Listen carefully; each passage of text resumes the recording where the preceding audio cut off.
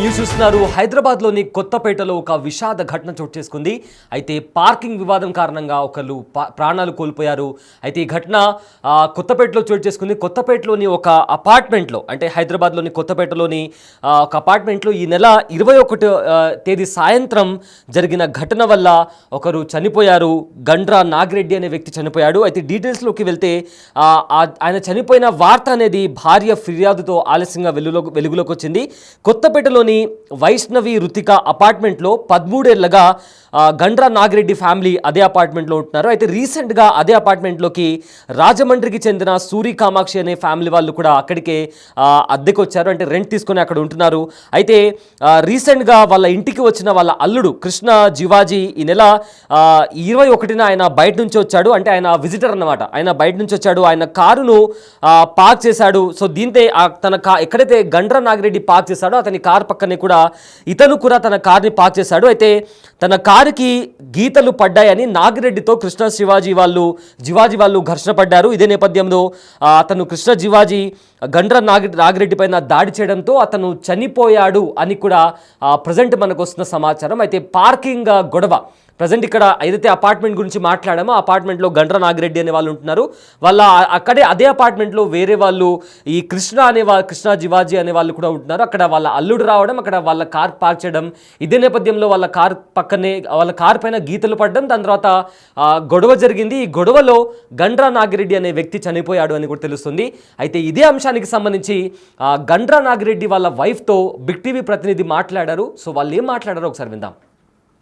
So అసలు ఏం జరిగిందమ్మా? ఎందుకు అసలు అంటే ఇంతకు ముందు నుంచి మీ హస్బెండ్ కి కానీ అపార్ట్మెంట్ లో ఎవరైతే అటాక్ చేశారో అతనికి కానీ ఏమైనా ఉన్నాయా, అంటే గొడవలు లాంటివి ఏమైనా ఉన్నాయా? లేవండి, అసలు వాళ్ళు ఎవరో కూడా మాకు తెలీదు. మేము అసలు చూడలేదు. వాళ్ళు రెంట్కి వచ్చి 1.5 మంతే అవుతుందంట. మాకు అసలు మేమిద్దరు, నేనైతే అసలే చూడలేదు, మా వారికి కూడా తెలియదండి అసలు వాళ్ళు. మాకు పర్సనల్ గా వాళ్ళు తెలియదు అసలు. నేను ఆ రోజు చూసి కూడా ఎవరు మీరు అని అడిగానండి నేను యాక్చువల్ గా. అది మాకు తెలియదండి. ఓకే ఓకే, కేవలం పార్కింగ్ గురించే గొడవ అయిందమ్మా? పార్కింగ్ అంటే బయట వాళ్ళ కార్ పార్క్ చేసి ఉన్నదండి. తర్వాత ఈయన మళ్ళీ ఇమీడియట్ గా బయటకు వెళ్ళాలి అని చెప్పేసి బయట ఈయన కార్ పార్క్ చేస్తే ఆ కారుకు కొంచెము ఇట్లా తాకి బానెట్, మన బంపర్ ఉంటుంది కదా, అది కొంచెం తాకి ఉంటే దానికాడ ఏదో ఇష్యూ అయినట్టుందండి. యాక్చువల్ గా అంతా 5 minutes లోనే అంతా ఈయన ఇదైపోయారు. మేము ఇంటి కిందకు వచ్చేసరికి ఆయన కింద పడిపోవడము, తర్వాత నెక్స్ట్ 5 minutes కే అంత 10 నిమిషాల్లో ఆయన ఇదైపోయారు. అసలు అక్కడ ఏం జరిగింది అనేది, అసలు ఏంటి అనేది కూడా తెలియదు. పెద్ద శబ్దం వస్తే నేను 2nd floor లో ఉన్నదాన్ని వచ్చేసా అండి కిందకి. ఆయన అప్పుడే టీ పెట్టు, నేను బయటకు వెళ్ళాలి అని ఇంటికి వచ్చారు. కార్ పార్క్ చేసి పైకి వచ్చి టీ పెట్టమన్నారు నన్ను. ఓకే. ఇంట్లో వైఫై కనెక్షన్ ఇవ్వడానికి 2 పిల్లలు వచ్చి వైఫై కనెక్షన్ ఇస్తున్నారు. ఆయన కూర్చున్నారు, టీ పెట్టంటే పెడుతున్నా అని చెప్పేసరికి వాచ్మెన్ వాళ్ళ బాబు వచ్చి ఎవరో పిలుస్తున్నారు సార్ మిమ్మల్ని రండి అని అంటే ఆయన వెళ్ళారు. నువ్వు టీ పెట్టాను, నేను ఇప్పుడే వస్తాను అని అనేసరికి మేము 2nd floor లో ఉంటాము, కిందకి వెళ్ళారు. నేను టీ పెడతానికి వెళ్ళాను. వెంటనే నెక్స్ట్ 2 నిమిషాలకే, 2-3 నిమిషాలకే అండి పెద్ద శబ్దం అయ్యి మా ఇంట్లోకి వినిపిస్తే ఈయన మాట వినిపించట్లేదు. మా వారు మాట్లాడుతూ కొంచెం గట్టిగా పైకి వినిపిస్తుంది. ఆయన వినిపిస్తుంది, ఏంటి మాట పెద్ద శబ్దం అయితే మా ఇంట్లో ఉన్న పిల్ల ఆంటీ గారు అంకులు ఏదో గట్టిగా మాట్లాడుతున్నారు, ఏదో శబ్దం అయింది, గొడవ అవుతున్నట్టుంది అని మీరు రండి అని అంటే పిల్లలు వాళ్ళిద్దరు పరిగెట్టారు. వెనకమాల నేను పరిగెట్టి వెళ్ళానండి కిందకి. నేను వెళ్ళేసరికి ఆయన కింద పడిపోవటము, షర్ట్ అంతా మురికి అవ్వటము, ఆయనకి అప్పుడే చెవులోంచి బ్లడ్ వచ్చేసింది. అంతా కేవలం ఆయన అంటే ఏమైనా దేంతోనైనా కొట్టడం గానీ ఏమైనా జరిగిందా, లేకపోతే నార్మల్ గానే కొట్టుకున్నారమ్మా ఇద్దరు? అసలు అది తెలియదండి. మేము వెళ్ళేసరికి రెడ్డి గారు కింద పడిపోయి ఉన్నారు. ఆయనకు బాగా చెవులోంచి బ్లడ్ వచ్చి వైట్ షర్ట్ వేసుకున్నారు, బ్లడ్ అంతా అంటేసింది. మేము వెళ్ళేసరికి అంతా అయిపోయింది. ఈయన పక్కన ఉన్నారు, ఆయన పక్కన ఉన్నారు. మధ్యలో ఎవరో 2-3 అటు ఇటు అంటున్నారు. ఈయన అప్పటికి ఇంకేం, ఆయనకి తగలాల్సిన దెబ్బ ఏదో స్టార్టింగ్ లోనే మేము ఎవరు లేనప్పుడే చినుకులు పడుతున్నాయండి. ఆ 2-3 మేము వెళ్ళేసరికి రెడ్డి గారు కింద పడిపోవడము, లేచి నుంచున్నారు కానీ ఆయనకి ఏదో బాగా బలమైన దెబ్బ తగిలింది కానీ ఆయన ఏం జరుగుతుంది ఆయన తెలియట్లేదు అసలు యాక్చువల్ గా. ఓకే ఓకే, అంటే లోపల ఎక్కడో గట్టి దెబ్బ బాగా తగిలేసి. బలంగా పెద్ద శబ్దం వచ్చిందండి కింద పడితే. పైన సెకండ్ ఫ్లోర్ లో నేను వెనక పక్క ఉంటాను, ముందు పక్క కూడా కాదు. మేము వెనక వైపు ఫ్లాట్ లో ఉంటాను నేను. మా ఇంట్లోకి వినిపించిందండి. అండ్ రెడ్డి గారు కొంచెం హెవీగా ఉంటారు. అసలు అంత పెద్ద శబ్దం అయితే గబక్కన ఉన్నది ఉన్నట్టు అట్లా ఒక్క నిమిషంలో కిందకు వచ్చి చూసేసరికి అప్పుడే షర్ట్ అంత మురికి అయ్యింది. బ్లడ్ అంటే ఇది నాది కదా అయింది అన్నారు. అసలు ఈయనకి ఏం రెడ్డి గారు ఉన్నారు.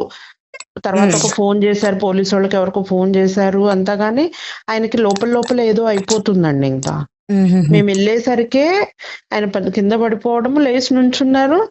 ఇక నేను వెళ్ళాను, ఇంకా అందరూ గ్యాదర్ అయ్యారు. నెక్స్ట్ 2-3 నిమిషాలకే ఆయన కూర్చున్నాళ్ళు కూర్చున్నట్టే నా చేతుల్లోనండి ఇట్లా వెనక్కి వెళ్ళిపోయాయి. నోట్లోంచి నురగలు, రక్తం వచ్చింది. అలా హాస్పిటల్ కూడా వెళ్ళేసరికి ఆయన ప్రాణం లేదు, మధ్యలోనే పోయిందని అన్నారు. అసలు అది పెద్ద మ్యాటర్, అసలు పెద్ద విషయమే కాదు. మరి అంత అబ్బాయి అంత అగ్రెసివ్ గా అసలు అట్లా ఎలా చేశాడో నాకు. ఒక చిన్నది ఏదైనా ఉంటే డబ్బులు ఇస్తాం కదండి, ఏదైనా ప్రాబ్లం అవుతే, కారు డ్యామేజ్ అయితే చెట్టంత మనిషి, చిన్న విషయానికి ఇలా అయిపోతే అసలు చాలా.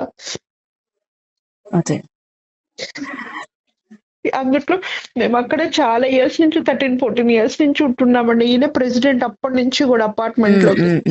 మీరు అక్కడ వెళ్ళి ఎంక్వైరీ చేసిన రెడ్డి గారు ఎలా ఉంటారు ఏంటి అనేది, ఆయన ఎవరికైనా పెద్దరికంగా అందరికి అన్ని సాయం చేస్తారు కానీ ఒకరికి అన్యాయం చేయటం కానీ గొడవలకి వెళ్ళటం కానీ ఎప్పుడూ లేదండి. సారీ అమ్మా, ఇలాంటి పరిస్థితుల్లో అడగాల్సి వచ్చింది. అదే అండి. ఇప్పుడు పోలీస్ కేసు పెట్టారమ్మా మీరు? ఆ రోజు హాస్పిటల్, ఓమ్ని హాస్పిటల్ తీసుకెళ్తే అక్కడికి వెళ్ళేసరికి ఆయన లేరండి. ఇంకా డాక్టర్ పాపం వాళ్ళు ట్రై చేశారు, సిపిఆర్ చేశారు, ఏం లేదు అని అంటే, సరే కేసు అని అంటే నేను రిక్వెస్ట్ చేశాను, కేసు వద్దండి, సరే జరిగింది ఏదో జరిగింది, నేను ఇంటికి తీసుకెళ్ళి ఆయన కార్యక్రమాలన్నీ సవ్యంగా చేసుకుంటా అంటే, అట్లా కాదమ్మా ఫార్మాలిటీస్ ఉంటాయి, కంపల్సరీ పోస్ట్ మార్టం చేయాల్సిందే, కంప్లైంట్ ఇవ్వాల్సిందే అని అంటే, పక్కనే ఉన్న చైతన్యపురి పోలీస్ స్టేషన్ లో ఆ రోజు ఎఫ్ఐఆర్ చేశారు. తర్వాత తనని బాడీని షిఫ్ట్ చేశారు, పోస్ట్ మార్టం తీసుకెళ్లారండి. ఇవాళ ఈ రోజుకి 10th నాడండి ఇది. 21st నాడు జరిగిందండి ఇది. Evening around 5 to 5:15 in between జరిగింది ఇదంతా. అదండి. సరే అమ్మా, ఓకే అండి. రైట్, ఇదే అంశానికి సంబంధించిన పూర్తి డీటెయిల్స్ మా ప్రతినిధి గౌతమి అందిస్తారు. రైట్ గౌతమి, అసలు ఇన్సిడెంట్లో ఏం జరిగింది, నిందితుడు ఎవరు, అసలు పోలీసులు దీనికి సంబంధించి ఇన్వెస్టిగేషన్ చేస్తున్నారా, అండ్ ఆల్సో అక్కడేమన్నా, ఎందుకంటే ప్రతి అపార్ట్మెంట్లో మనకు సీసీటీవీ కెమెరా అని ఉంటుంది, సో సీసీటీవీ ఫుటేజ్ ఏమన్నా బయటకు వచ్చిందా, సో ఓవరాల్గా పోలీసులు ఏం చెప్తున్నారు, అండ్ ఆల్సో ఈ నాగిరెడ్డి ఫ్యామిలీ వాళ్ళు ఏం చెప్తున్నారు? వైష్ణవి రుతిక అపార్ట్మెంట్ లోని ప్రెసిడెంట్ గా వర్క్ చేస్తూ ఉన్నారు. అయితే గత 13 ఏళ్లుగా కూడా అదే అపార్ట్మెంట్ కి తను ప్రెసిడెంట్ గా వర్క్ చేస్తున్న విషయం కూడా తన భార్య చెప్పడం కూడా జరిగింది. అయితే ఈ నేపథ్యంలోని ఎప్పుడు కూడా ఎటువంటి గొడవలకి వెళ్ళడం కానీ, లేకపోతే అపార్ట్మెంట్ లో ఎటువంటి ప్రాబ్లమ్స్ వచ్చినా వాటికి సంబంధించి ఇతనితో గొడవ పడడం కానీ ఈ 13 ఏళ్లలోని ఎప్పుడు కూడా జరగలేదు అని చెప్పి కూడా ఆమె చెప్తూ ఉంది. మరైతే ఇప్పుడు ఎవరైతే తినపైన వాగ్వాదానికి దిగారో వాళ్ళు అపార్ట్మెంట్ కి వచ్చి కూడా 1 నెల మాత్రమే అవుతుంది. సరిగా వాళ్ళ మొహాలు కావచ్చు, లేకపోతే వాళ్ళ ఇన్ఫర్మేషన్ కానీ, వాళ్ళ పేర్లు కూడా మాకు ఇంకా సరిగ్గా తెలియదు.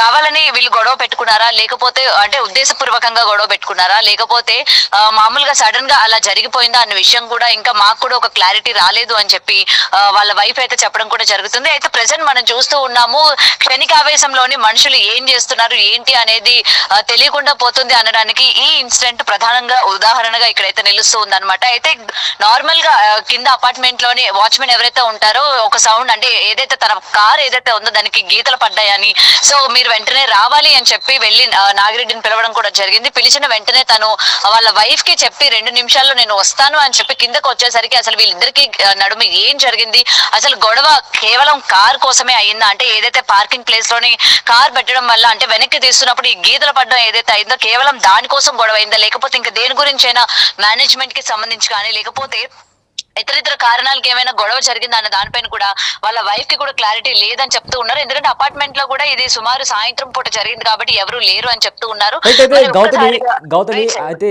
దీనికి సంబంధించి ఏదైనా సీసీటీవీ కెమెరాకి సంబంధించిన ఫుటేజ్ కానీ అలా ఏమైనా దొరికాయా, నిందితుడు ఎవరు అనే దానికి సంబంధించి కూడా ఏమైనా అప్డేట్ ఉందా? రైట్, సీసీటీవీ ఫుటేజ్ అయితే పోలీసులు ఇప్పుడు దాని గురించే ఆరా తీస్తూ ఉన్నారు. సీసీటీవీ ఫుటేజ్ ఈ మధ్య కాలంలో కెమెరాస్ అన్ని కూడా పెడుతూ ఉన్నారు కాబట్టి సీసీటీవీ ఫుటేజ్ లోనే అసలు ఎందుకు గొడవ జరిగింది ఏంటి అనేది రికార్డ్ అయ్యే ఛాన్సెస్ ఉన్నాయి కాబట్టి వాళ్ళు సీసీటీవీ ఫుటేజ్ మేము తీసుకుంటామని చెప్పడం కూడా జరిగింది. అండ్ ఇదే కాకుండా అది వాళ్ళ అపార్ట్మెంట్ లోనే వాళ్ళకి రెంట్ కి ఉంటున్న వ్యక్తిలాగా అయితే చూశారు. మరి ఆయన పరారీలో ఉన్నారు అని చెప్తూ ఉన్నారు కాబట్టి ఇది జరిగి ఆల్మోస్ట్ 10 days అయిపోతుంది. మరి ఆ నిందితుడి పైన కేసు పెట్టడానికి కూడా వీళ్ళు అంగీకరించట్లేదు. ఎందుకంటే పెట్టిన తర్వాత మనిషిని మేము వెనక్కి తీసుకురాలేం కదా, క్షణికావేశంలోని ఈయన ఇట్లా చేశాడు, అసలు ఎందుకు చేశాడు ఏంటి అన్న డైలమాలో మేము ఉన్నాం కాబట్టి నేను ఒక స్టాండ్ తీసుకోలేకపోతున్నాను. కేసు పెట్టడానికి కూడా తను అంగీకరించకపోయేసరికి పోలీసులు మా ఫార్మాలిటీస్ మాకు ఉంటాయి కాబట్టి డెఫినెట్ గా మీరు కేసు పెట్టాలి, మేము ఇన్వెస్టిగేషన్ చేస్తాము, ఏం జరిగింది ఏంటి అన్న దానిపైన చేస్తాము అని చెప్పిన తర్వాత ఆమె కేసు పెట్టింది. అండ్ మాకు కేసు పెట్టినా సరే న్యాయం జరగదు కదా, మాకు ఎటువంటి కూడా అవసరం లేదు అన్నట్టు కూడా ఆమె మాట్లాడుతున్న పరిస్థితి ఉంది. మరి ఈ వ్యక్తి ఆల్రెడీ అంటే పోలీసులు ఏంటంటే ఈ వ్యక్తిని అదుపులోకి తీసుకున్నట్టు కూడా చెప్పారు ఆవిడ. మరి అదుపులోకి తీసుకున్న తర్వాత అసలు ఏం జరిగింది ఏంటి, ఎందుకు తనని కొట్టవలసి వచ్చింది అన్న విషయాలపైన కూడా ఇంకా ఇన్వెస్టిగేషన్ జరుగుతున్నట్టు తెలుస్తుంది Syed. Right, thank you Gautami, thanks for the update. Right. So అపార్ట్మెంట్లో పార్కింగ్ విషయానికి సంబంధించి జరిగిన ఘర్షణలో ఒకరు ప్రాణాలు కోల్పోయిన ఘటన చైతన్యపురి ఠాణా పరిధిలో వెలుగు చూసింది. కొత్తపేట వైష్ణవి రుతిక అపార్ట్మెంట్లో ఈ నెల 21న ఈ దారుణం చోటు చేసుకుంది. అయితే మృతుడి భార్య అన్నపూర్ణ వివరాల ప్రకారం ఉమ్మడి ఖమ్మం జిల్లా సత్తుపల్లి మండలం నారాయణపురం గ్రామానికి చెందిన గండ్ర నాగిరెడ్డి, ఆయనకు 48 సంవత్సరాలు, రియల్ ఎస్టేట్ వ్యాపారి కూడా. 13 ఏళ్లుగా కొత్తపేట వైష్ణవి రుతిక అపార్ట్మెంట్లో వీళ్ళు ఉంటున్నారు. అయితే అదే అపార్ట్మెంట్ ఫ్లాట్ నెంబర్ 402లో అద్దెకుంటున్న సూరి కామాక్షి ఇంటికి ఆమె అల్లుడు రాజమండ్రికి చెందిన కృష్ణ జివాజీ వచ్చారు. ఆయన కారును అపార్ట్మెంట్ ఆవరణలో పార్క్ చేశాడు. గండ్ర నాగిరెడ్డి బయటి నుంచి వచ్చి కృష్ణ కారు వెనుక ఉన్న తన కారును నిలిపాడు. దీంతో అక్కడ కృష్ణ జివాజీ వెళ్ళిపోయేందుకు కిందికి రాగా తన కారుపై గీతలు కనిపించాయి. అందుకు నాగిరెడ్డి కారణమని వాచ్మ్యాన్తో అతన్ని కిందికి రప్పించి దాడి చేశాడు. అయితే చెవిలో నుంచి రక్తం, నోటి నుంచి నురగ వచ్చి పడిపోవడంతో హాస్పిటల్కి తీసుకెళ్లారు. కానీ అప్పటికే అతను చనిపోయినట్లు కూడా డాక్టర్స్ కన్ఫర్మ్ చేశారు. సో అదే రోజు రాత్రి మృతుడి భార్య పోలీసులకు కంప్లైంట్ చేసింది. అయితే నాగిరెడ్డి కింద పడగానే దాడి చేసిన కృష్ణ పరారయ్యాడు. కామాక్షి ఇంటికి తాళం వేసి వెళ్ళిపోయింది. సో పోస్ట్ మార్టం అనంతరం మృతదేహాన్ని కూడా కుటుంబ సభ్యులు స్వగ్రామానికి తీసుకెళ్లి అంత్యక్రియలు కూడా నిర్వహించారు. సో కేసు గురించి మీడియాకు వెల్లడించకపోవడంతో పాటు నిందితుడిని అరెస్ట్ చేయకపోవడాన్ని కూడా అపార్ట్మెంట్ వాసులు కూడా క్వశ్చన్ చేయడంతో ప్రజెంట్ ఈ ఘటన వెలుగులోకి వచ్చింది.